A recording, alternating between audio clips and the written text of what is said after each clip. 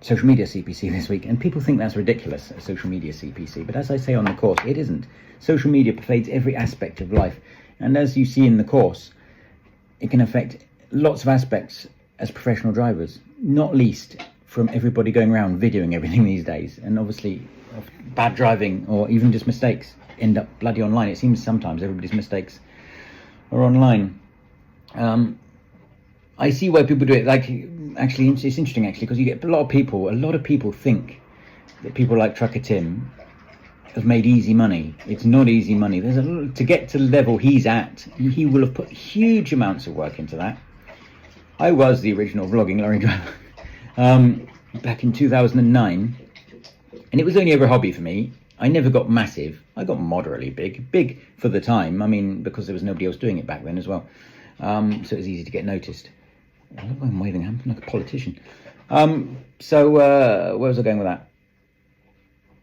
Who fucking knows? So yeah, it's interesting. It's fascinating. I love social media. I realised the other day I joined Facebook probably, I don't know, 2006, 2007. I joined Twitter in 2007, I think. So that's 18, 19 years on social media. But in my 18, 90 years on social media, I have overwhelmingly had a good time. I think for a lot of it, you get out back what you put in. So too many people put in being an absolute twat. So they get treated like one, because they probably are. Put positivity in, you get positivity back. Social, like, people go on about camaraderie is dead. It's not. Like, camaraderie is stronger than ever. You've got thousands of drivers talking to each other every day, way more than you ever got in the old days at truck stops and stuff. And they're talking to each other every day, helping each other, advising each other, calling each other names, being nasty. But yeah, my overwhelming experience of social media has been very, very positive. Because, like I say, people like Truck Tim, it's a lot of work. It's interesting as well. Like, it's sort of they're all carbon copies of each other now. You've got the video image, like dramatic with some sort of scene behind them. I never went into all that because mine were like ramshackle and because it was a hobby, nothing more than that. I also really couldn't cope with Trucker Tim's level of fame. I mean, he must get recognised all the bloody time. I used to get recognised fairly frequently, every week, several times, and that was enough for me. Any more than that, I would have struggled with. But yeah, it's not easy. It really isn't easy to get to that level. It's not easy, really not easy. People think it's easy money. It isn't. It takes a huge amount of work, and most people probably won't get that level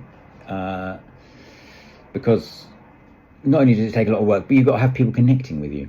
Part of the reason Trucker Tim got so big is as many people seem to hate him as like him, and that really does drive big numbers when people hate you. So yeah, just if you want to go on social media, certainly from a job point of view, you should always ask your company permission. A lot of companies banning social media now for obvious reasons, because they'd have to keep an eye on it, because people just talk too much as well. But yeah, also if they do say yes, just have a chat about what they expect. I mean, it was great for me and Virginia because we were finding our way, because nobody else had done it before, and they ended up buying me a Blooming 750, I think, basically because of social media, because it was good promotion. But yeah, and if they do say yes, just don't be a twat. And don't reveal too much. A lot of it with social media is it's about as much about what you don't say as what you do say. The people who seem to fall into problems on social media are the ones who basically post everything online, and it's just going to cause you problems.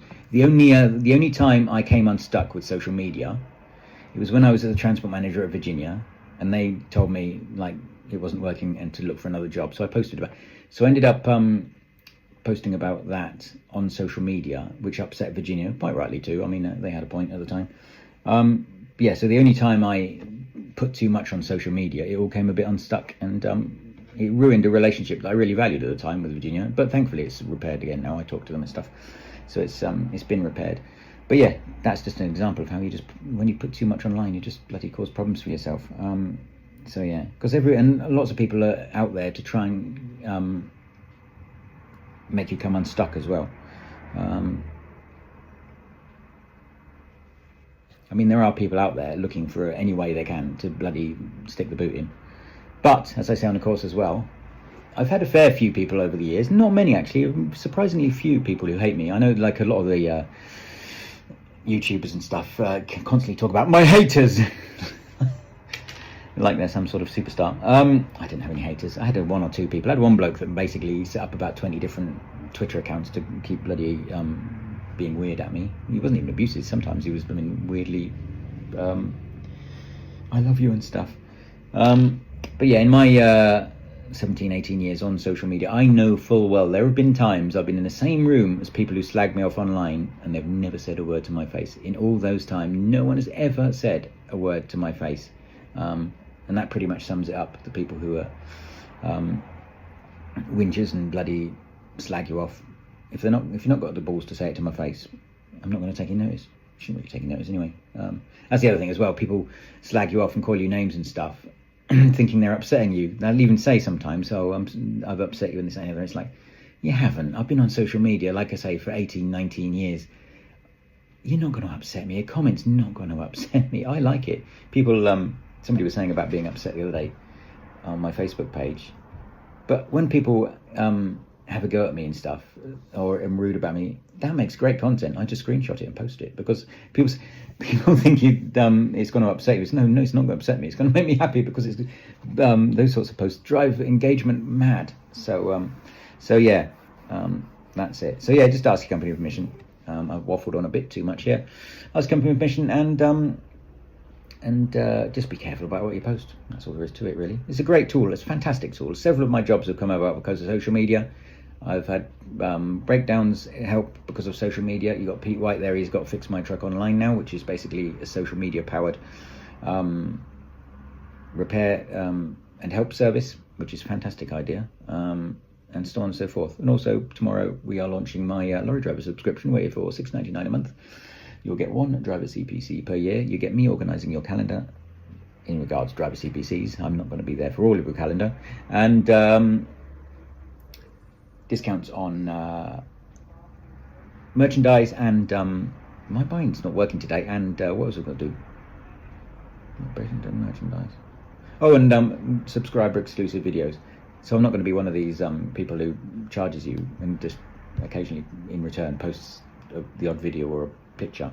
You are getting something very tangible for this $6.99 a month, at least, because you are at least getting one driver CPC per year. And you're getting me organising it, because obviously a lot of people don't remember what driver CPCs they've done.